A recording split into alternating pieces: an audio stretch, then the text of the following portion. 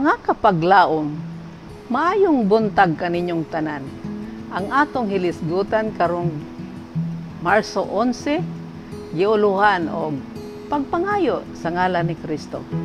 Ang atong teksto makita sa Juan 14:13. Og bisan unsay inyong pangayoon, pinaagi sa akong amahan, ngalan, pagabuhaton ko kini, aron ang amahan, kapasidunggan diha sa anak. Kapaglaom, mapasalamaton kita kaayo, nga makasalig kita sa Dios, ug ang Dios mapasidunggan kung kita magasalig kaniya. Ug dad-o nato kaniya ang tanan natong mga kalibog. Ang Ginoong Jehova wala nagaisip nga ang prinsipyo sa kaluwasan mahingpit samtang kini gihatagan sa iyang gugma. Pinaagi siyang pagtudlo, iyang gibutang sa iyang halaran ang usa ka manlalaban nga binistihan sa atong kinaiyahan. Bilang atong tigpataliwala, ang iyang buluhaton maong tigpaila kanato sa Dios nga iyang mga anak nga lalaki o babae kita. Si Kristo nagapangaliya alang ni adtong midawat kaniya. Kanila iyang gihatagan sila gahom. Pinaagi siyang katapos nga mahimong miyembro sa harianong pamilya. Mga anak sa langit nung hari ug ang mahan mipakita sa iyang gugma. Alang kag Kristo nga maoy nagbayad sa paglukat kanato pinaagi sa iyang dugo ug pinaagi sa pagdawat ug pag-abi-abi sa mga higala ni Kristo ingon nga iyang mga higala siya natagbaw sa gihimo nga pagbayad sa sala. Ang amahan ay maya pinaagi sa pagkatawo, pagkinabuhi, pagpakamatay siyang anak. Pinaagi sa ngalan ni Kristo ang atong pag-ampo magasaka ngadto sa amahan.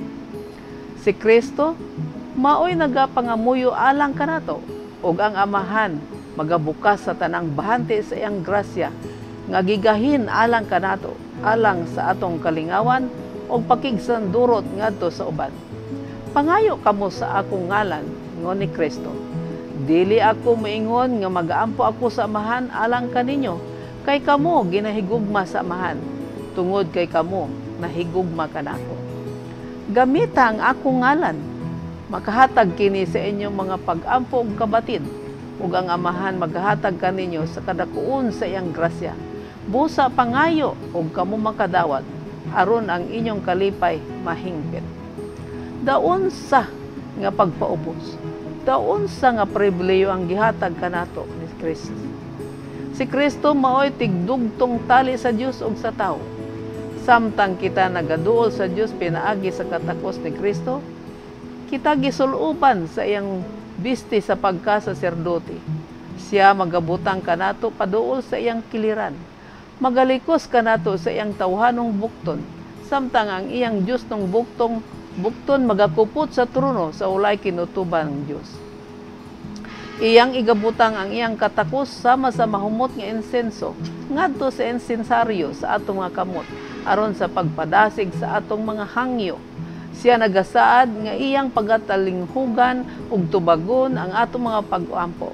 Oo, si Kristo nahimong tigpatunga tali sa Dios ug tawo. Siya usab mahimong paagi sa mga panalangin tali sa Dios ug tawo. Iyang giusang pagka-Dios ug pagkatawhanon. Kapaglaom, mapasalamaton kita sa pagsalig sa Dios nga iyang tabangan kita sa atong mga pagsulay. Kung kita lamang mag-aampo sa ngalan ni Kristo, ang atong pag-ampo musaka ngadto sa amahan sa langit. Ug buksan sa amahan ang tanang bahandi sa iyang grasya alang kanato. Pinaagi sa merito ug katungod ni Kristo, kita madugtong ngadto sa amahan kay siya nahigugma sa iyang anak. Si Kristo ang atong tigpatunga tali sa amahan ug sa tao.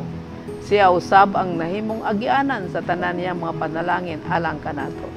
Tungod sa iyang gugma kanato, iyang gibisti ang tawhanong kinaiya aron masabtan niya ang tawhanong pag-antos ug iyang giusang pagka-Dios ug pagkatao aron mahatagan kita og kapahulayan sa atong gipas-an nga krus. Pag-ampo kita.